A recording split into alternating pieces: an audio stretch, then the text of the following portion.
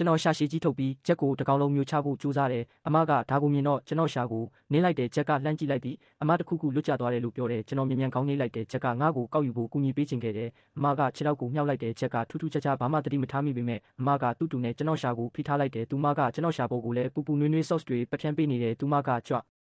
ကျွန်တော်ရှာကိုဆွဲထုတ်လိုက်တယ်ကျွန်တော်ရှာကိုဂယုတစိုက်ပြန်ဆွဲထုတ်လိုက်တယ်အမကကျမရှာဆက်တယ်လို့ပြောပြီးဂျက်ကိုရေတစ်ခွက်ယူလာပေးဖို့ပြောတယ်ကျွန်တော်ရှာကိုထပ်ထုတ်ပြီးဂျက်ရဲ့လက်မောင်းမှာပတ်လိုက်တယ်အမကဂျက်ရဲ့မြင်ကွင်းကိုကာထားရင်းသူ့လက်မောင်းကိုချိတ်လိုက်တယ်အမကတကားကိုစောင့်ပိတ်လိုက်တယ်ကျွန်တော်ရှာကိုပြန်ဆွဲထုတ်လိုက်ရတယ်ကျွန်တော်မီးဖိုချောင်ထဲကိုလိုက်သွားပြီးဂျက်ရဲ့ခေါင်းကိုတိုက်ခိုက်ဖို့ပြင်လိုက်ပေမဲ့အမကဂျက်ကိုတွန်းထုတ်လိုက်တယ်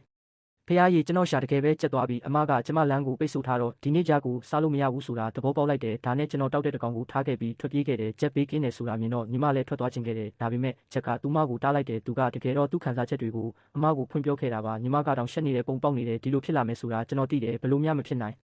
သူတို့စုဝေးတာကိုငါတားစီရမယ်ဒါနဲ့ကျွန်တော်မော်ဆီယာတယောက်ကိုရှာတွေ့ခဲ့တယ်ပြီးတော့ဂျက်ကိုအမျိုးသမီးတစ်စီတကောင်က၆လက်နေတယ်လို့ကျွန်တော်သူ့ကိုပြောပြလိုက်တယ်ကျွန်တော်သူ့ကိုချက်ချင်းပဲဂျက်ရဲ့အိမ်ကိုခေါ်သွားခဲ့တယ်ဂျက်ကကျွန်တော်ကိုမြင်တော့ကြောက်လန့်တကြားနောက်ဆုတ်သွားတယ်ပြီးတော့သူကဒုက္ခပေးနေတာငါပဲလို့ပြောတယ်အမျိုးသမီးတစ်စီဒါပေမဲ့ဘေဒင်ဆီယာကသူ့ကိုမယုံဘူးသူကဂျက်ကိုမင်းမျောသွားအောင်တွန်းထိုးပြီးချီနှောင်လိုက်တယ်မော်ဆီယာထွက်သွားပြဤနောက်ကျွန်တော်ကြားခတ်ကိုဝါမျိုးချင်ခဲ့ပေမဲ့မော်ဆီယာကရုတ်တရက်ပြန်လာခဲ့တယ်သူကထွက်သွားခင်ကျဲရဲ့နဖူးပေါ်မှာအကာအကွယ်ပေးတဲ့အဆောင်တစ်ခုထားပေးလိုက်တယ်ကျွန်တော်ဂျက်ကိုထိဖို့စူးစမ်းပေမဲ့နတ်သမီးကကျွန်တော်ကိုတိုက်ခိုက်လိုက်တယ်မော်ဆီယာကရှောက်ဝင်လာပြီးဂျက်ကချက်ချင်းပဲစူပူလိုက်ပေမဲ့မော်ဆီယာကသူ့ကိုမယုံသေးဘူးသူထွက်သွားပြီးနောက်ကျွန်တော်ဂျက်ကိုထပ်ပြီးတိုက်ခိုက်ခဲ့တယ်ဆွဲဆောင်မှုကကျွန်မကိုတွန်းလှန်ခဲ့တယ်ဂျက်ကရုတ်တရက်ဘာဖြစ်နေမှန်းသဘောပေါက်သွားတယ်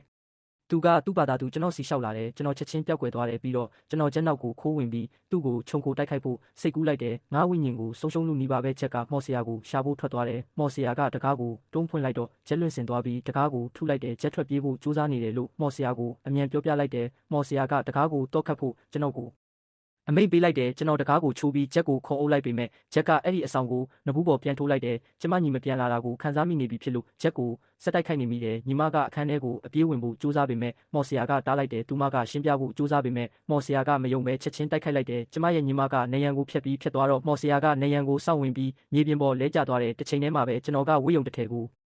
စင့်ခေါ်ပြီးဂျက်ရဲ့အဆောင်လက်ဖွဲ့ကိုမှုတ်ထုတ်လိုက်တယ်ဂျက်ရဲ့ကြောက်ရွံ့နေတဲ့အမူအရာကိုကြည့်ရင်ကျမအောင်ပွဲခံတယ်လို့ခံစားလိုက်ရတယ်ဒါပေမဲ့ကျွန်တော်ထိုးတော့မလို့ပဲဂျက်ကအဲ့ဒီအဆောင်ကိုဖမ်းလိုက်တယ်ကျွန်တော်တိုက်ခိုက်မှုကိုရပ်တန့်လိုက်တယ်ဂျက်ကိုနေရန်နဲ့ဝင်တိုက်မိအောင်ခွင့်ပြုလိုက်တာကြောင့်အဆောင်လက်ဖွဲ့ပြုတ်ကျသွားတယ်နောက်ဆုံးတော့ကျွန်တော်ဆန္ဒကိုပြည့်အောင်လုပ်တော့မလို့ပဲဒါပေမဲ့ရုတ်တရက်ကျွန်တော်ခေါင်းကိုကိုက်ခံလိုက်ရတယ်ကျမရဲ့ညီမပါသူမရဲ့စုပ်ကိုင်မ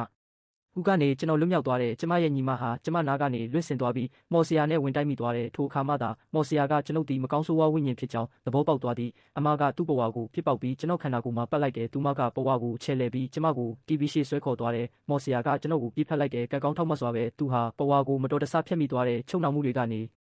ကျွန်တော်လွတ်မြောက်ခဲ့တယ်ပြီးတော့ကျွန်တော်မော်ဆီယာကိုထုတ်လိုက်တယ်အမကဘဝကိုထပ်ပစ်ချပြန်တယ်ဒီတခါတော့ဘဝကမော်ဆီယာကိုချီနှောင်လိုက်တယ်ကျမရဲ့ညီမကသူ့ကိုကျမကိုတိုက်ခိုက်ဖို့လှည့်စားခဲ့ပေမဲ့သူတို့လုံနိုင်ခဲ့တာကကျမရဲ့ဝိယုံကိုအပိုင်းပိုင်းဆွဲဖျက်လိုက်ရုံပါပဲကျွန်တော်သူတို့ကိုမနိုင်ဘူးဆိုတာသဘောပေါက်လိုက်တာကြောင့်အခန်းထဲကနေပျောက်ကွယ်သွားခဲ့တယ်